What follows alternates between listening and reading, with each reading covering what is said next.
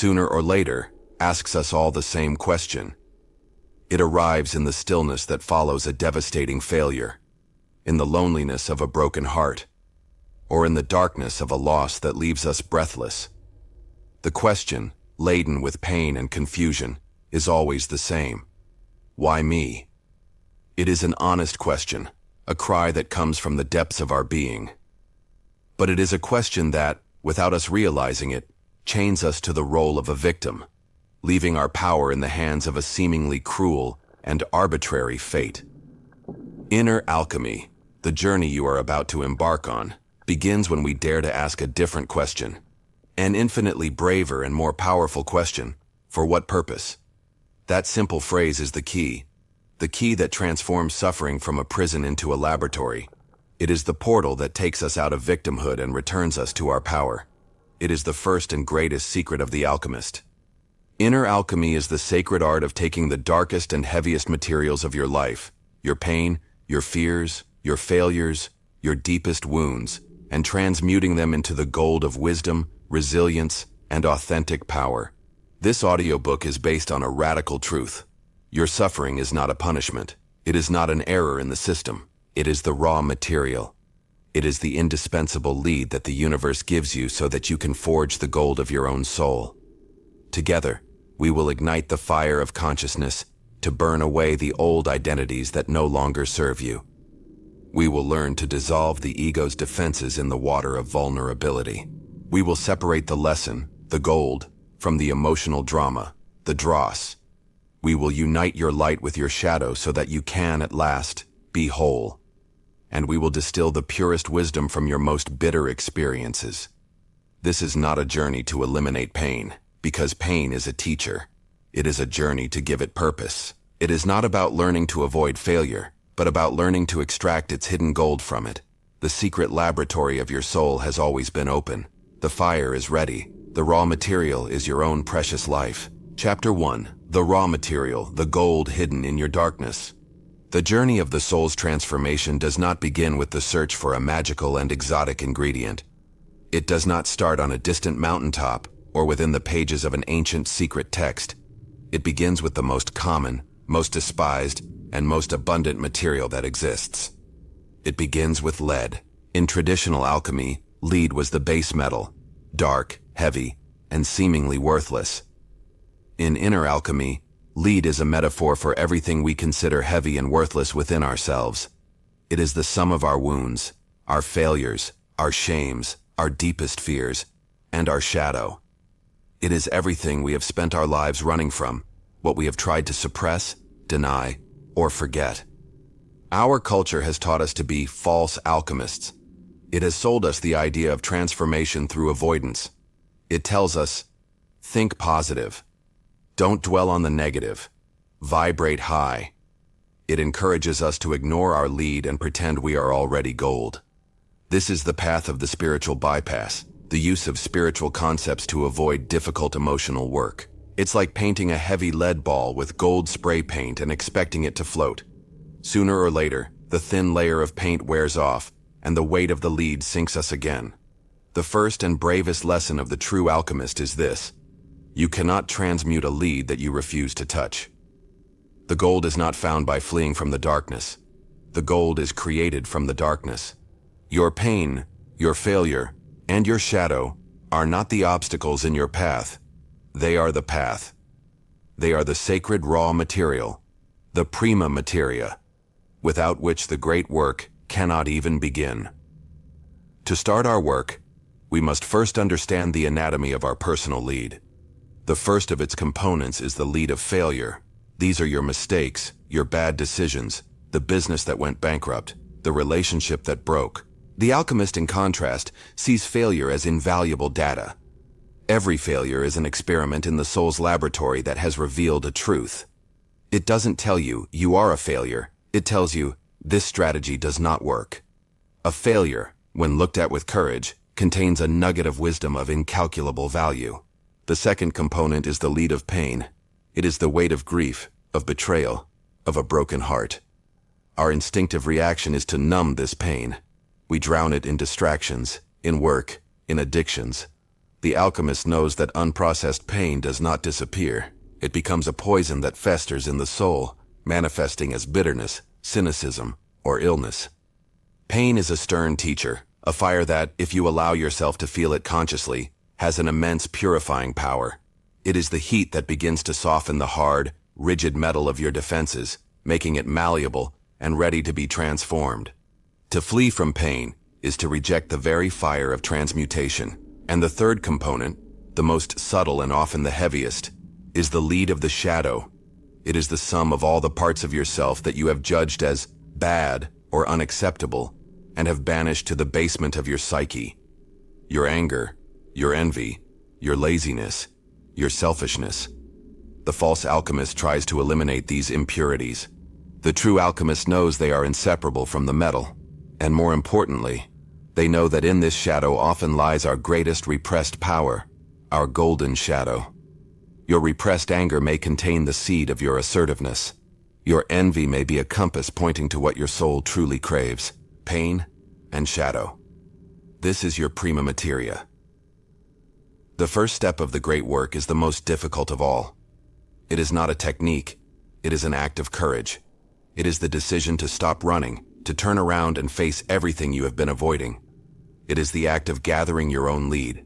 Practice, the courage to descend into the basement. These exercises are not meant to fix anything yet.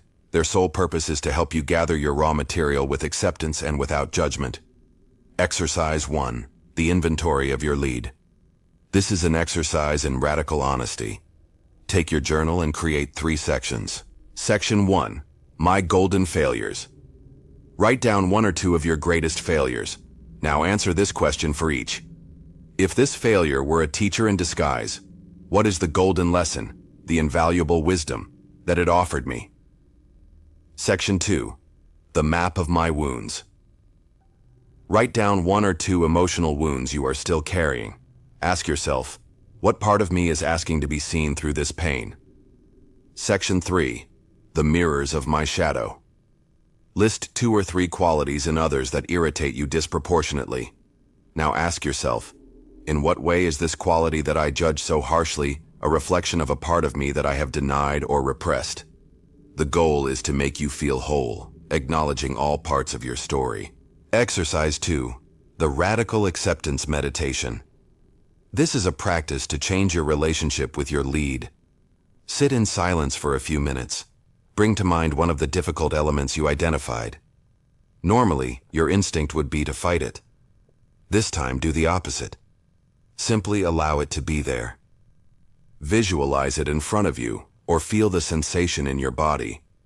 And now, mentally, bow your head to it in a gesture of respect, as if bowing to a stern teacher. And say inwardly, I see you. I acknowledge that you are part of my experience. For this moment, you have permission to exist, without my resistance and without my judgment. You just have to stop being at war with what is. This simple act of ceasing the internal fire releases an immense amount of energy. It is the first step toward peace. The great work begins not with a search for the light, but with the courage to sit in one's own darkness. Your greatest power lies dormant, like a hidden treasure, in your deepest wounds. You have gathered your raw material. You have accepted your lead. You have recognized that the place of the poison is also the place of the medicine. Chapter 2. The purifying fire. The blessing of crisis. In the alchemy of life, the fire has a name we all know and fear. The fire is crisis. It's the moment when life suddenly turns up the temperature. It is the loss of the job that gave you security. It is the medical diagnosis that shatters your sense of invulnerability. It is the end of a relationship you thought was eternal. It is the failure of a project in which you had invested your soul. It is the dark night of the soul, that period of profound disorientation in which all your old answers turn to ash and you are left alone with the questions. Our instinct, conditioned by a culture that worships comfort and fears pain, is to flee from the fire. But the alchemist knows that the fire is not the enemy. The fire is the agent of purification. The ancient alchemical term for this process is calcinatio. It is the process of heating a solid substance in the crucible to a very high temperature, to burn away all its impurities, everything volatile, everything non-essential, until only a fine powder of pure white ash remains. In our psyche, crisis initiates an emotional and spiritual calcinatio. The fire of adversity relentlessly burns away everything that is not authentic in us. It incinerates the masks we have worn to please others. It chars the false securities upon which we had built our lives. It reduces to ashes our pride, our meticulously crafted plans, and above all, the arrogance of our ego that believed it had everything under control. Living through a calcinatio is terribly painful. It feels like destruction. It feels as if you are losing everything you are, everything you have. It is the moment when you look at the landscape of your life and see only the smoking rubble of what was. And yet, at the heart of this apparent disaster lies the greatest of blessings. The purpose of calcinatio is not destruction, but purification. The fire does not destroy the metal. It refines it. The question the alchemist asks in the midst of the flames is not, "What am I losing?" but "What is being burned?" And the answer is always the same. The only thing the fire can burn is what is not real. When your career collapses, the fire burns the lead of your identification with a title. What is left in the ash? Your true essence remains, your talents, your resilience, your character. When an important relationship ends, the fire burns your attachments and expectations. And what is left? The wisdom you gained, the lessons you learned about yourself, and the capacity to love that resides in your own heart. When a failure humbles your pride, the fire burns the arrogance of your ego. And what is left? Humility remains, an infinitely stronger and wiser quality. The crisis takes nothing from you that was truly yours. It only burns the illusions. It only purifies the lead, reducing it to its simplest and truest essence. That ash left at the bottom of the crucible after the firestorm, that is the raw material for your rebirth. Practice, navigating the alchemical fire. These exercises are not intended to avoid the fire, but to teach you to remain in it consciously. Exercise 1. The yes to the fire. If you are in the midst of a crisis, this practice is your anchor. Your instinct will be to fight and resist. The first and bravest action of the alchemist is surrender to the process. Find a quiet moment. Feel the heat of the crisis in your body. Instead of fighting it, say mentally, "I am in the fire. It hurts. But I say yes to this process. I surrender to my own purification." Exercise 2. The Diary of Ashes. This exercise is for extracting the gold from a past crisis. Think about the most difficult time in your life. Step A. The lead that was burned. Make a list of everything you felt you lost in that crisis. A job, a relationship, security, your pride. Step B. The essential ash. In a new column, list what remained after the fire. What strength did you discover? What invaluable life lesson did you learn? Exercise 3. Identifying the ego's fuel. This is a mindfulness practice for daily frustrations. The next time you feel burned by a situation, a criticism, a setback, pause. Instead of reacting, ask yourself internally, what part of my ego is being threatened or burned by this situation right now? Is it my need to be right, my need for control, my pride, my public image? By identifying the specific lead of the ego that the fire is consuming, the situation changes completely. You stop seeing it as a personal attack and see it as a valuable opportunity for purification. You realize that the universe is doing you a favor. It is helping you burn one of the illusions that cause you suffering. Crisis is not a punishment. It is a ceremony. It is the rite of passage that separates the one who complains from the one who creates. It is the alchemical fire that, although terribly painful, is the only thing that has the power to separate our gold from our lead, our essence from our ego, our truth from our illusions. Chapter 3.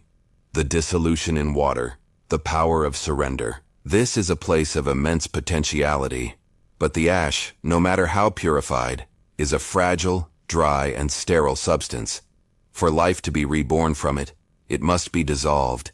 It must surrender to the power of the element that is opposite and complementary to fire: water. If the fire of crisis was an external event, the water of dissolution is a profoundly internal process that you must choose. The alchemical term for this phase is solutio.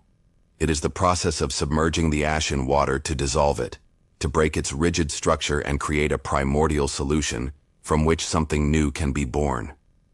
Psychologically, solutio is the phase of conscious grieving.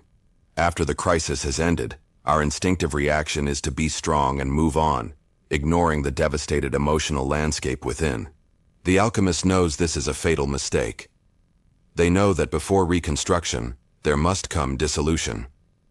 They know they must have the courage to voluntarily immerse themselves in the waters of their own pain. They must allow themselves to fully feel the sadness of loss, the anger of injustice, the fear of uncertainty. Tears are not a sign of weakness.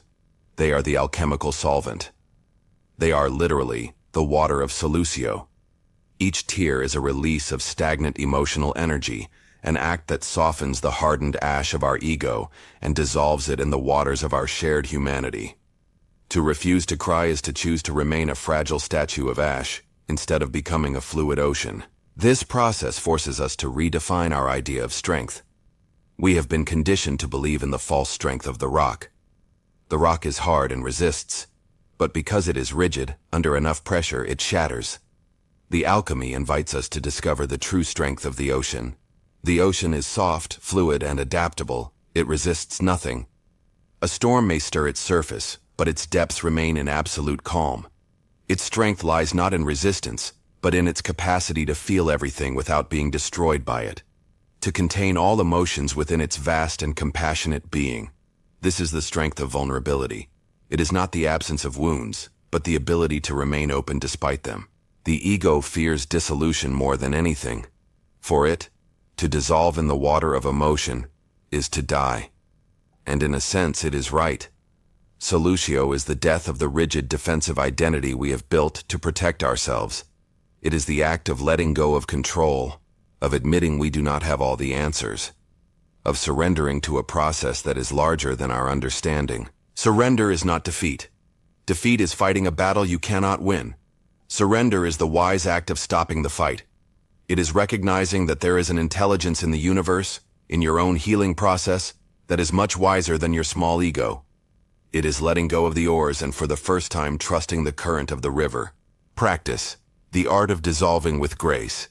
These exercises are designed to help you navigate the waters of solutio, creating a safe space for dissolution to occur naturally.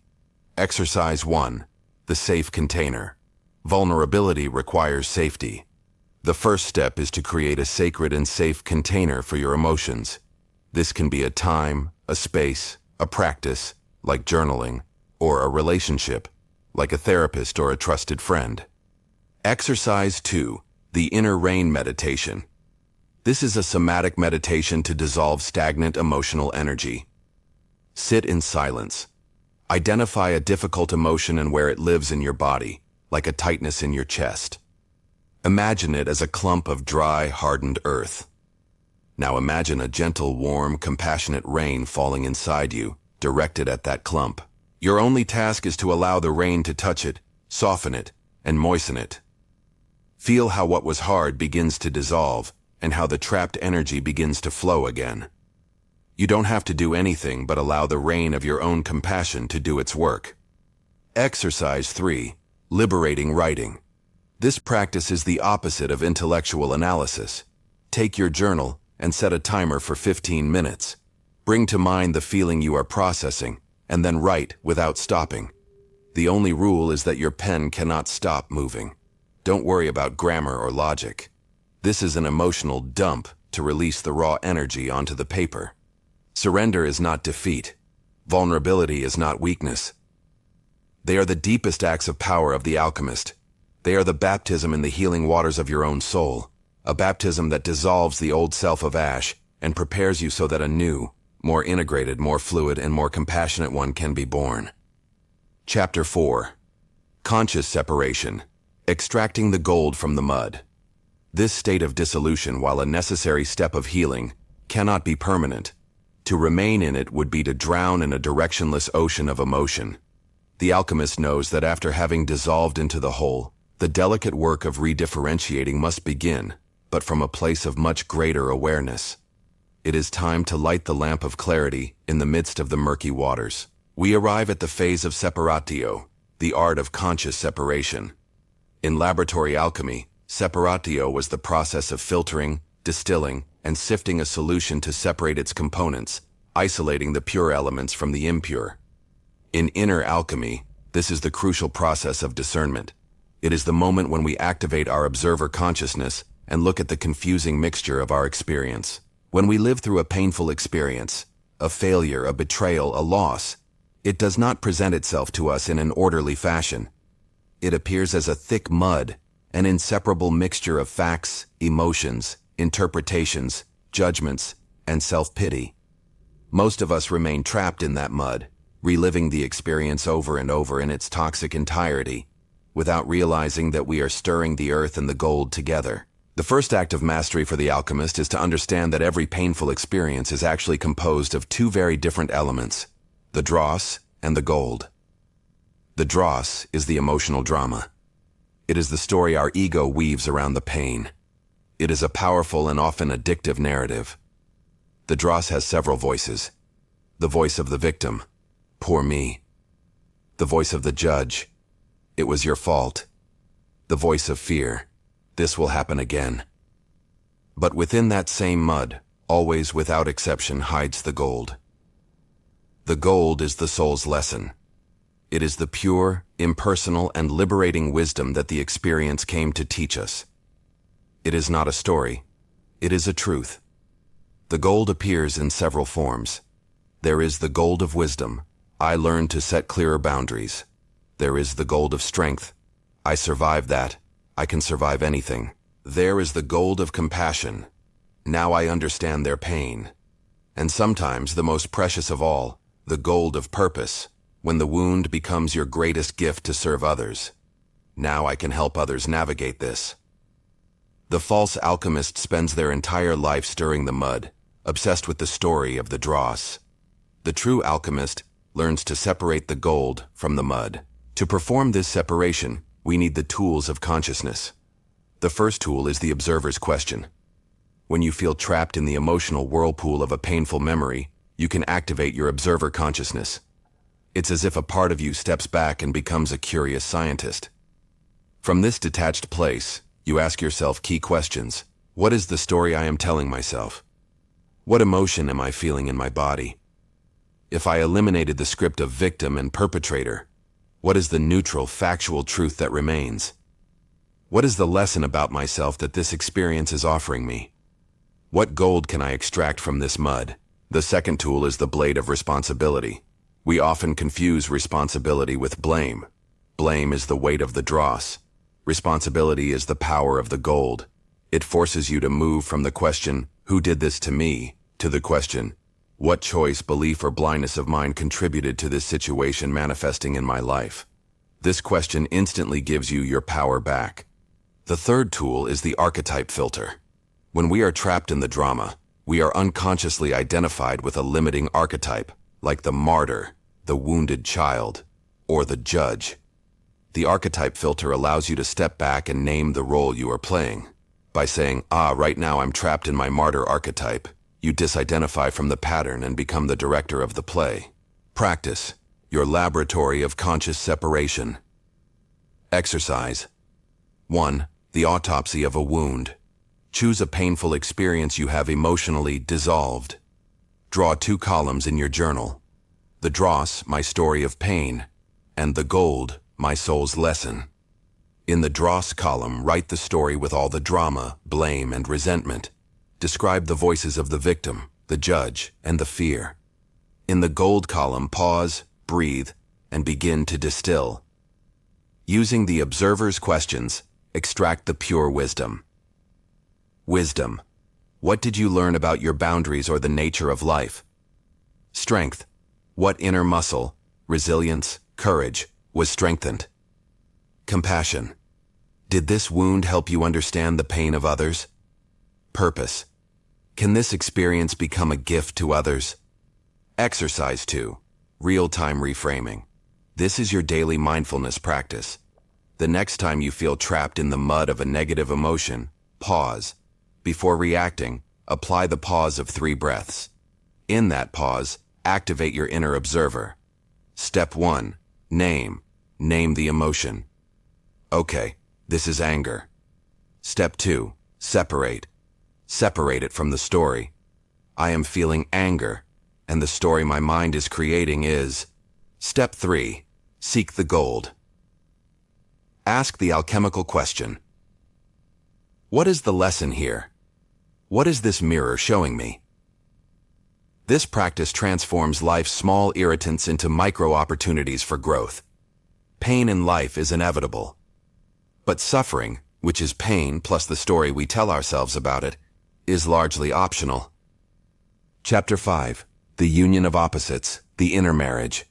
You now possess the pure elements. In one hand, you hold the light of your virtues, of your potential, of the wisdom extracted from pain. In the other, you hold the recognized darkness of your shadow, of your imperfections, of your wounds. The ordinary mind, the dualistic mind of the Matrix, would tell you that you must now choose, cling to the light, and banish the darkness forever. But the alchemist knows that this is the final error, the last temptation of separation. True mastery does not lie in the purification of one part at the expense of the other. It lies in integration. The next and most mysterious step of the great work is not choice, it is union. We arrive at the phase of conjunctio, the alchemical term for the sacred marriage. It is the process of taking the opposite elements we have separated and uniting them again, not in their old conflicting form, but in a new synthesis, a totality that is infinitely greater than the sum of its parts. Psychologically, conjunctio is the act of stopping the war with yourself. It is the end of the inner civil war.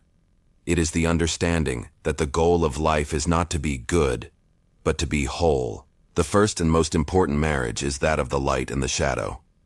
It is no longer enough to recognize your shadow. Now, you must invite it out of the basement and to the table of your consciousness. Integrating the shadow does not mean acting out your darkest impulses destructively. It means finding the gold hidden in the lead of each shadow trait and giving it a conscious and healthy expression.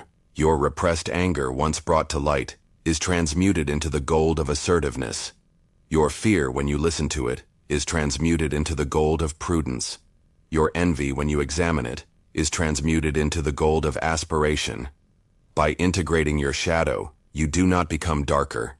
You become more solid, more real, more dangerously whole. You stop being a predictable caricature and become a 3-dimensional human being.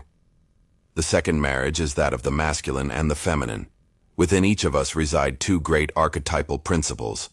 The masculine energy, Logos, the sun, is the energy of action, structure, and doing. The feminine energy, Eros, the moon, is the energy of receptivity, intuition, and being. Our society has conditioned us to overvalue masculine energy and to repress the feminine. Conjunctio is the sacred marriage of these 2 energies within you. It is learning to be both a warrior and a mystic. It is having the ability to execute a business plan with relentless discipline, masculine, and at the same time, the ability to sit in silence and listen to the wisdom of your intuition, feminine. The integrated person can move fluidly between these 2 polarities as the situation requires. The third marriage is that of suffering and purpose. This is the alchemical act that gives meaning to your entire story. It is the moment when you take your deepest wound, your heaviest lead, and consciously decide to turn it into your greatest gift to the world. The wound ceases to be your shame and becomes your medicine. Your most painful failure becomes the source of the wisdom you can now teach. This is the marriage between your personal story and your transpersonal purpose. It is the moment when your pain ceases to be just yours and becomes a beacon for others. You stop asking, "Why did this happen to me?" and start declaring, "Because this happened to me, I can now." When these 3 marriages take place, the supreme symbol of the great work is born, the philosophical androgen. It is depicted as a figure with 2 heads, 1 male and 1 female. This is not a symbol of gender, but of psychic totality. It is the image of the person who has healed their internal division. They have reconciled their opposites. And from this place of integration, immense power and creativity emanate. Practice. Celebrating the inner wedding exercise. 1. The Shadow Integration Dialogue. This exercise helps you find the gold in your lead. Choose a shadow trait you struggle with: anger, laziness, envy.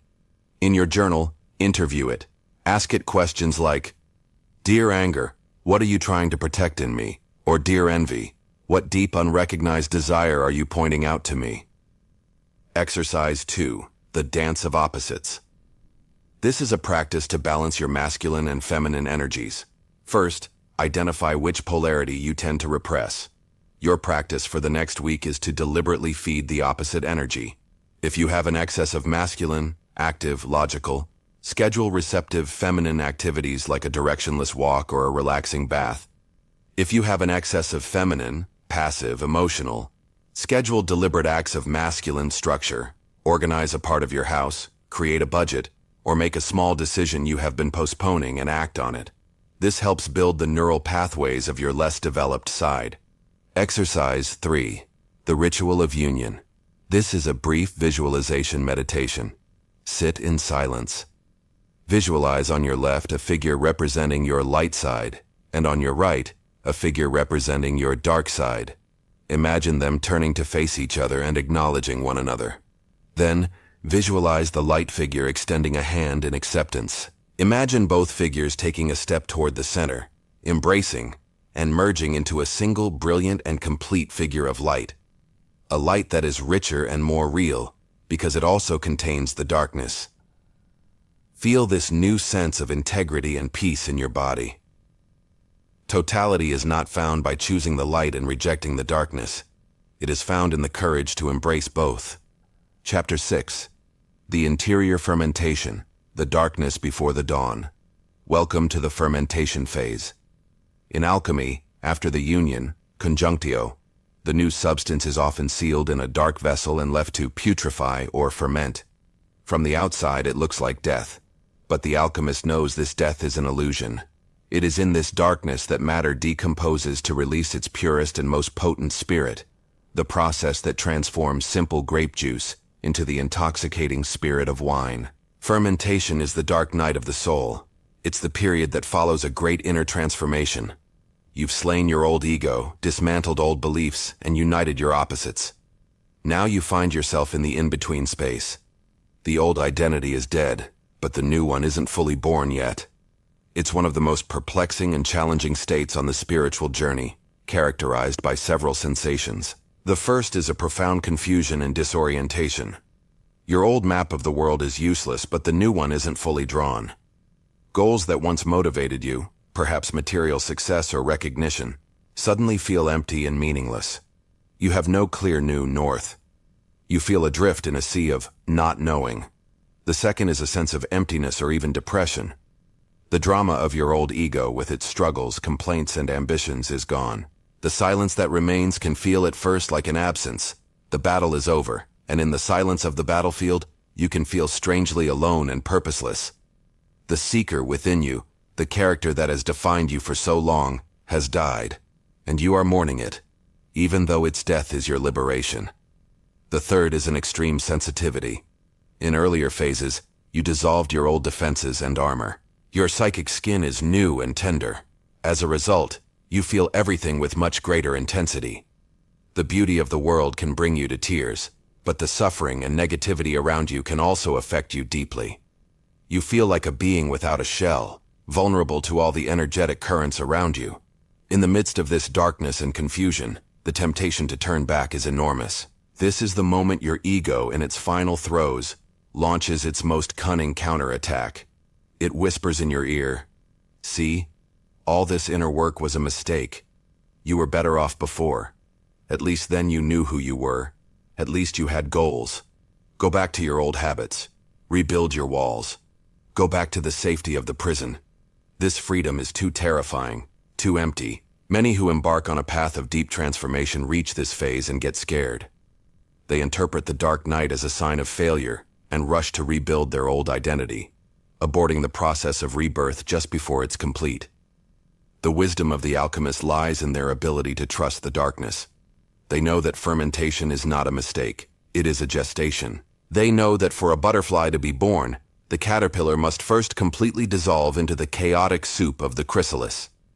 The dark night of the soul is not a tomb, it is a womb. Practice. Holding space for gestation. The practices for this phase are not about doing, but about being. It's not about getting out of the darkness, but about learning to be in it with trust and patience. Exercise 1. The anchor of trust. When you're in the darkness of fermentation, you don't need a map, you need an anchor. Your anchor is your connection to the present moment, to your body, to your breath. When you feel overwhelmed by confusion or emptiness, stop. Close your eyes, bring all your attention to the feeling of your feet on the ground. Feel the solidity of the earth beneath you. Bring your attention to your breath. Feel the air entering and leaving. Don't try to change anything. Simply rest in the simple, constant rhythm of life. Now, formulate your mantra for this phase. It's not an affirmation to get something. It's a declaration of trust in the process. It can be, I don't need to understand everything now. I trust the process of my own transformation. I am in gestation. Repeating this phrase reminds you that your current state is not a mistake, but a necessary and sacred stage. It gives you permission to be exactly where you are. Exercise 2. The Dream Journal, Advanced Level. During the fermentation phase, your unconscious is incredibly active. It's as if your soul is working overtime in the night workshop. Your dreams can become more vivid, stranger, and more loaded with symbolism of death and rebirth. Keep your dream journal with special diligence during this period.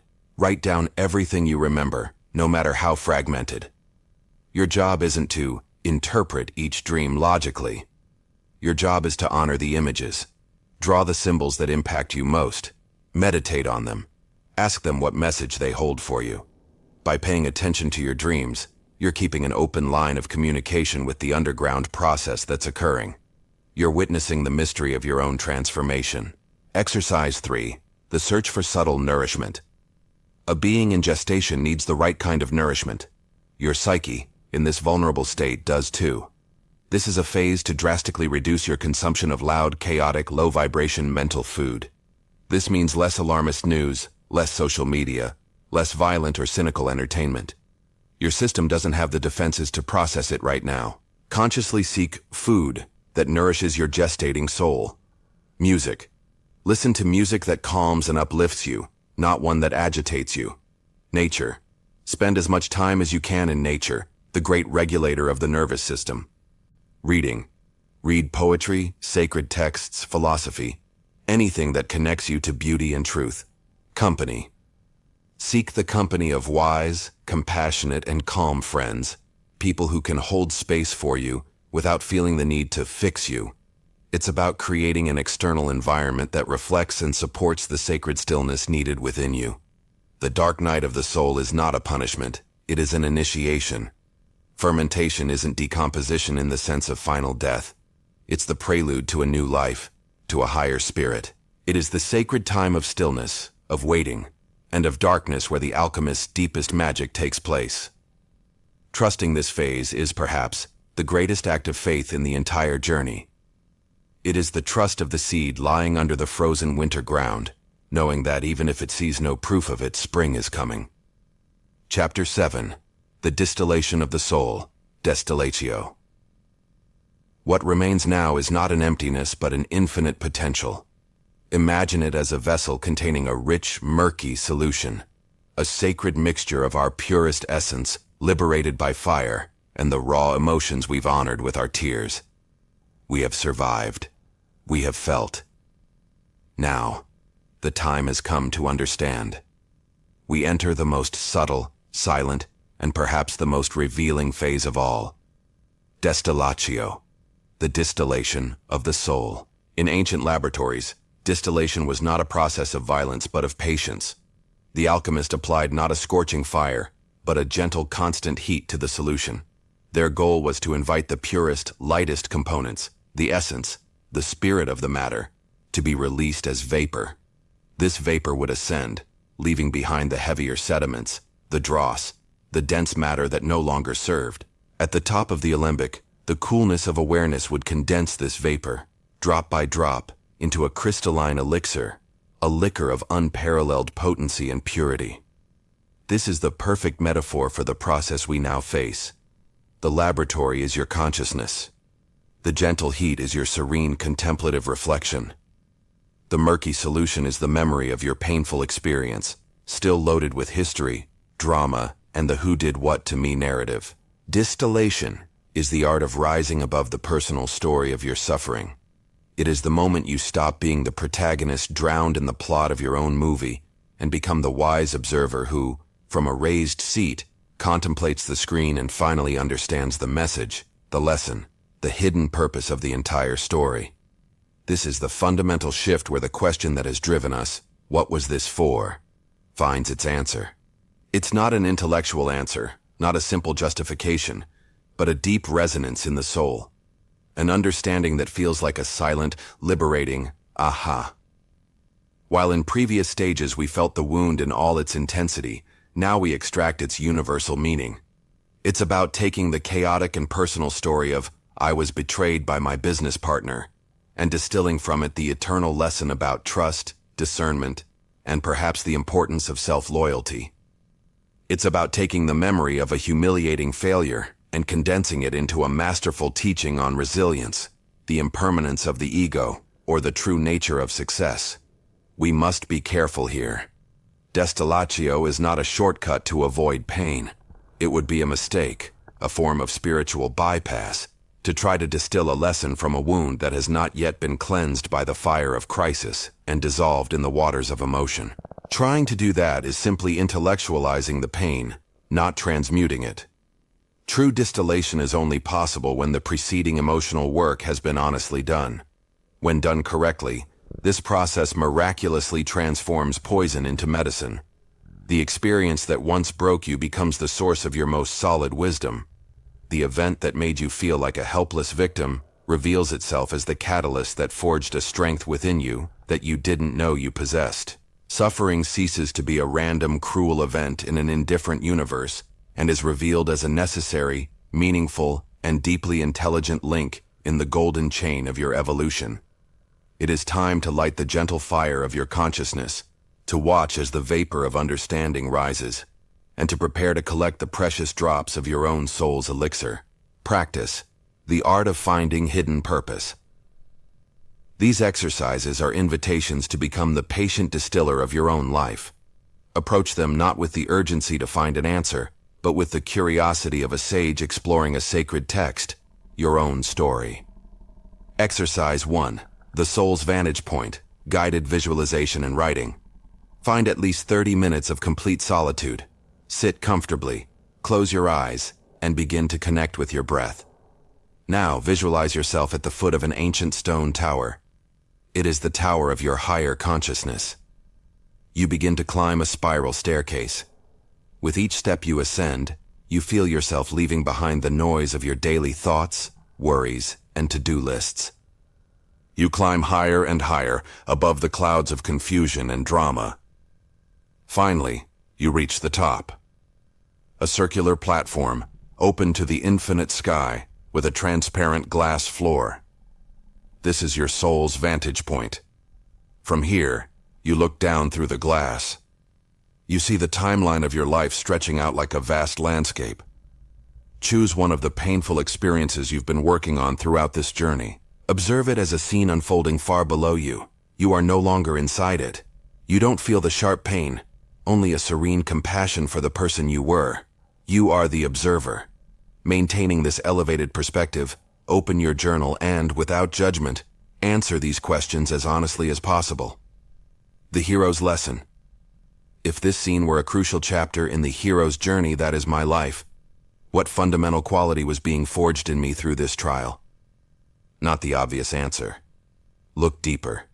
Was it the courage to be alone, compassion born of humiliation, patience forged in unbearable waiting, resilience discovered under a weight you thought would crush you? The shattered illusion. Every crisis is the death of an illusion. What deeply held but ultimately false belief was shattered by this experience? Perhaps it was the illusion that you could control everything, the belief that love had to be a certain way, or the idea that your worth depended on something external like your career or the approval of others. Name that illusion and honor its destruction, for it has set you free. The transpersonal purpose. Elevate your view even higher. If this experience was not just yours but an archetype, a universal human story, what would its teaching be for the world? What truth about the human condition does it reveal? By doing this, you separate the "this happened to me" and connect it to collective wisdom. The distilled phrase, review your answers. Now try to condense all that understanding into a single phrase. A short, clear, powerful phrase that captures the essence of the wisdom you've gained. This is your first drop of liquid gold. The distilled phrase, review your answers. Now try to condense all that understanding into a single phrase. A short, clear, powerful phrase that captures the essence of the wisdom you've gained. This is your first drop of liquid gold. Exercise 2. The letter from your future self, a dialogue with wisdom. This exercise requires imagination and an open heart. Sit in silence again. Close your eyes. Imagine you travel in time 10 or 15 years into the future. You find yourself in a place that radiates peace. There, sitting across from you, is your future self. Don't analyze it, feel it. Observe the serenity in its gaze, the gentle lines of a wise smile on its face. This version of you has fully integrated all the lessons of its past, including the pain you are processing now. It radiates unconditional compassion and love for you. There is no judgment in its gaze, only deep understanding. Now, take your journal. You're going to write a letter, but it's not you who's writing. It's your future self. Allow its voice, its wisdom, and its love to flow through your hand. The letter begins, "My dear, your name. I am writing to you from your future to remind you of something you may have forgotten." Let it explain, with infinite tenderness, what the purpose of that difficulty was. Allow it to reveal the unexpected gifts that blossomed from that dark earth. Let it tell you how that experience, which felt like an ending, was actually a necessary preparation for the incredible life it now enjoys. Don't force the words. Listen. Trust what comes. Let the comfort and perspective of your own innate wisdom flood you. Keep writing until you feel the message is complete. Exercise 3. Naming your elixir. Look at the distilled phrase from the first exercise and the key messages from the letter from your future self. You'll see they point to a central truth. Your final task in this stage is to give this truth a memorable name. This is your personal elixir, your medicine. The goal is to move from a statement to an identity. For example, if the lesson was, "I must set boundaries to protect myself," the elixir could be, "The Sovereign Guardian." If the lesson was, "Life flows and I can't control it," the elixir could be, "The River Dancer." If the lesson was, "My worth is inherent and needs no proof," the elixir could be, "The Inner Jewel." You have patiently watched as the vapor of understanding rose from the heat of experience. You have collected, drop by drop, the elixir of wisdom. You hold in your hands a liquid gold of incalculable value. But this wisdom, however pure and potent, is still ethereal, almost like a dream. For it to complete its transformative power, to truly and lastingly change your life, it must return to the earth. It must be embodied. It must pass from the realm of spirit to the realm of matter. The time has come to solidify your being. Chapter 8. The Solidification of Being, Coagulatio. In traditional alchemy, coagulatio is the culminating process that transforms the purified substance from its liquid or ethereal state into a solid and stable form. It is the act of taking the dew of wisdom and, through patience and gentle constant heat, crystallizing it. It is the creation of the philosopher's stone, not in its legendary form, but in its truest form, as a substance that is both material and immutable. In Inner Alchemy, this is the bridge between knowing and being. It is the difference between knowledge that resides only in our mind and a truth that has sunk into our bones. Distilled wisdom is a revelation. Coagulated wisdom is an action. It's when the lesson stops being a concept you understand and becomes the way you live. It is integrity made flesh and blood. Think of it this way. The destillatio phase is when the gardener finally understands why the drought killed all their plants. The soil was not right. Distilled wisdom is that understanding. Coagulatio is the gardener's act of changing the soil, preparing it, planting a new seed, and seeing the first flower grow. Knowledge has been manifested. Modern society, with its obsession with information and instant gratification, has trained us to be excellent distillers but terrible coagulators. We devour self-help books, listen to inspiring podcasts, and fill our journals with powerful phrases. But without coagulatio, without the action that solidifies knowledge, it's all just vapor that dissipates. It's a momentary flash without lasting light. It's like spray painting a heavy lead ball gold and believing it will float. Sooner or later, the weight of the lead drags you back into the old reality. The great power of coagulatio is that it pulls us out of our heads and anchors us in our bodies. It forces us to integrate wisdom somatically, to feel it in our muscles, to see it manifested in our actions. And in this process of manifestation, character is forged. Character is nothing more than embodied wisdom through the repetition of conscious choices that reflect an inner truth. Every time you make a decision that honors the lesson you have learned, you are adding a gram of gold to the solidity of your being. When the wisdom of resilience coagulates, you don't just think, I am strong. You get up after a fall, feel the solidity in your feet and peace in your chest, without needing to mentally convince yourself of anything. When the lesson of self-compassion coagulates, you automatically stop attacking yourself with internal criticism, and your hand instinctively moves to tenderly touch your own heart. The knowledge has become new neurological wiring, a new reflex. This is the true birth of an unbreakable strength. It is not the false strength of the rock that resists until it shatters. It is the true strength of the rock that has formed slowly, layer by layer over millennia, from pressure and heat. It is the solidity that comes not from the ego's rigidity, but from the soul's coherence. When you live from this place, your sense of self doesn't waver with others' opinions or collapse with a failure. You have become your own anchor. Practice, embodying your wisdom. These exercises are sacred acts of coagulatio. They are the conscious action that transforms knowledge into a new way of being. Perform these exercises with the intention that each one is a hammer blow that solidifies your new identity. Exercise 1. The Alchemist's Vow. Commitment Ritual. Take the elixir of wisdom you named in the previous chapter, that phrase that summarizes your soul's lesson. Now you are going to seal your commitment to it in a personal ritual. Prepare. Find a quiet place. You can light a candle, hold a crystal, or an object that gives you a sense of solidity. This creates a sacred space for your intention. Write your vow. On a clean page in your journal, write at the top, My vow of coagulation. Then write your wisdom phrase and, below it, transform it into a personal oath, an active commitment. Example: if your elixir was the inner jewel, your vow could be, I, your name, commit to living my life from the unbreakable truth of my inherent worth. I will honor my boundaries, speak my truth, and will no longer seek validation from others that resides within me. My worth is not negotiable. Read it aloud. Read your vow out loud. Listen to the words resonate in the air, in the room, and in your body. Feel the seriousness and power of your commitment.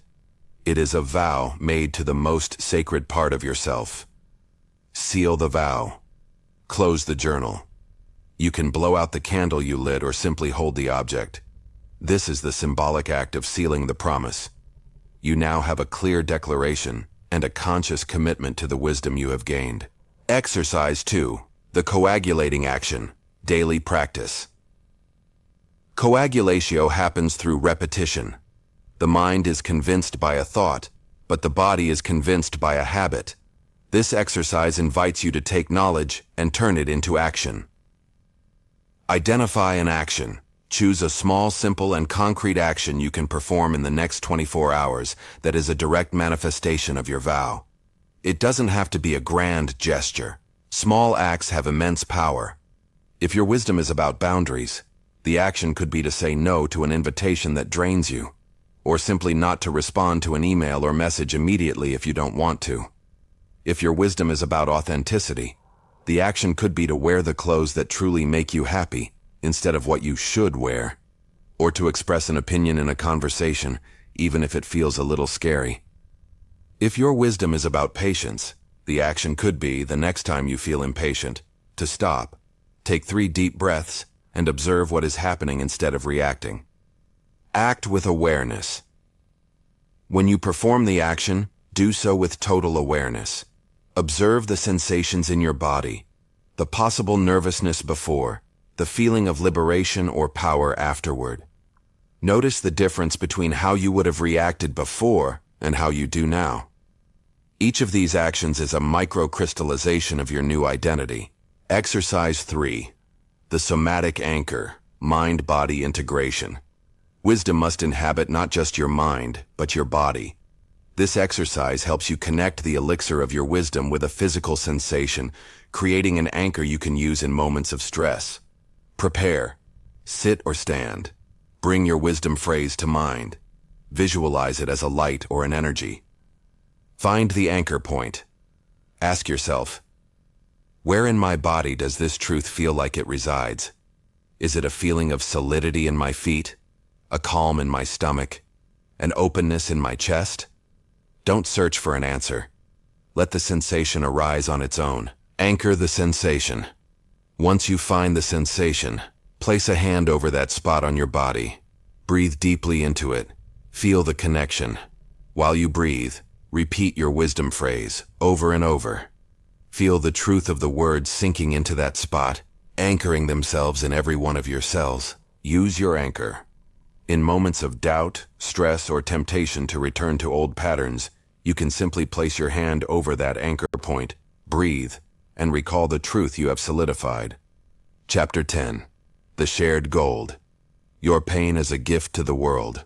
We have reached, dear alchemist, the threshold of the last great mystery. You have journeyed to the center of your own universe and returned transformed.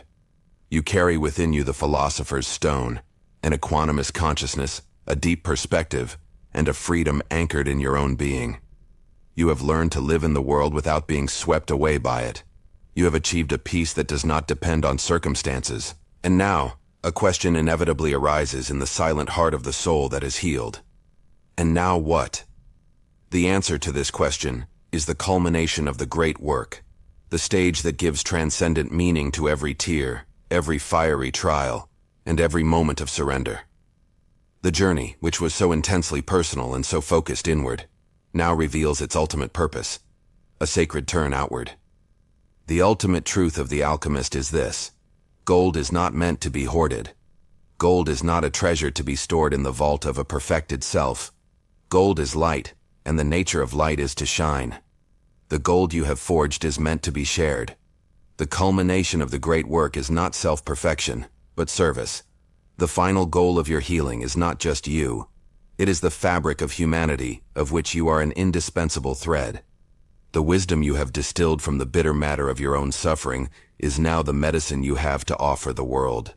Think of the Japanese art of kintsugi.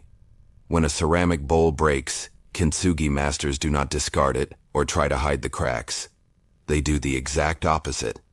They join the broken pieces with a special lacquer mixed with gold powder. The result is a bowl that is not only functional again, but is infinitely more beautiful and valuable than before. The golden lines that run across its surface are not scars to be ashamed of. They are the testimony of its history, of its resilience. It has become more beautiful because it was broken and repaired with love and consciousness. You are that bowl. Your alchemical journey has been your inner kintsugi. You have taken the fragments of your being, broken by crises and losses, and joined them with the gold of your consciousness, your compassion, and your wisdom. Your scars now shine. And it is precisely through these golden lines that your light can now shine to illuminate the path of others. Your wounds, once healed and transmuted, become your greatest gifts. No one can understand and guide someone going through the dark night of the soul like one who has learned to navigate their own darkness. No one can offer such authentic compassion to a broken heart as one whose own heart has been shattered and healed with gold. No one can teach resilience with as much authority as one who has risen, time and again, from the smoking ashes of their own life. Your pain, which once isolated you and made you feel terribly alone, is now the bridge of empathy that connects you with all of humanity. When you meet someone who is suffering, you no longer look at them with pity from a safe shore. You look them in the eye from the other end of the same bridge, and your heart says to them without words, "I know what it's like to be where you are. I have walked through that valley, and I can tell you, with the certainty of every cell of my being, that there is a way through it. I will not abandon you." This is the fundamental difference between sympathy and compassion. Sympathy says, "Oh, you poor thing." Compassion, the compassion of the alchemist, says, "I am with you." The gold you share doesn't have to be through grand heroic gestures. You don't need to write a book or become a spiritual guide, unless that is your calling. Gold is shared in the most subtle and often most powerful ways. It is shared in the quality of your presence.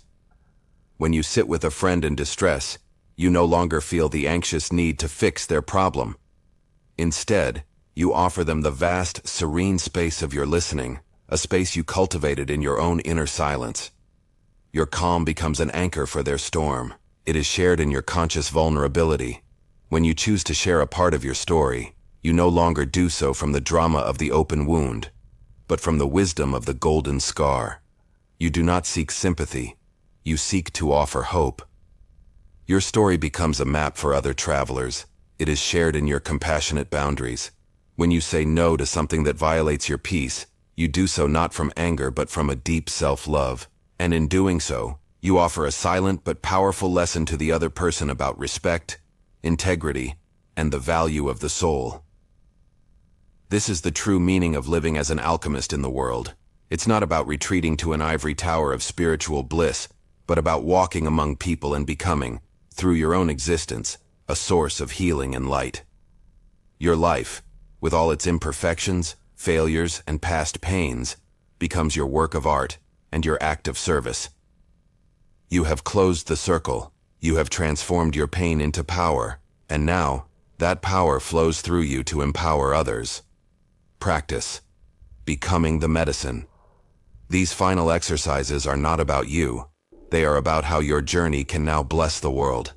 They are the step from introspection to expression, from receiving to giving. Exercise 1. Identifying your unique medicine, the healer's reflection. Set aside some sacred time for this reflection. Take your journal and explore these questions as if you were a botanist discovering the properties of a rare and precious plant. You. What is the signature of my gold? Reflect on your complete journey. What has been the deepest struggle you have transmuted? Based on that struggle, what is the main flavor of the wisdom you have gained? Is it fierce resilience, radical compassion, serene acceptance, authentic courage, unconditional self-love? Try to name your primary medicine. Who is my medicine intended for? Based on your experience, what kind of pain or struggle do you resonate with most deeply? With those who feel lost? With those who are heartbroken? With those who fear they are not enough? You don't need to save anyone, but recognizing who you can best understand helps you focus your service. How does my medicine manifest? Are you a healer through words, through listening, through art, through the silent example of how you live your life, through humor? Recognize the natural ways in which your gold wants to express itself. The purpose of this exercise is not to define yourself rigidly, but to become aware of the unique gift that your soul, forged in the fire, now has to offer. Exercise 2. The act of gold, the practice of silent service. In the coming week, your mission is to perform at least one act of gold anonymously or without seeking any kind of recognition.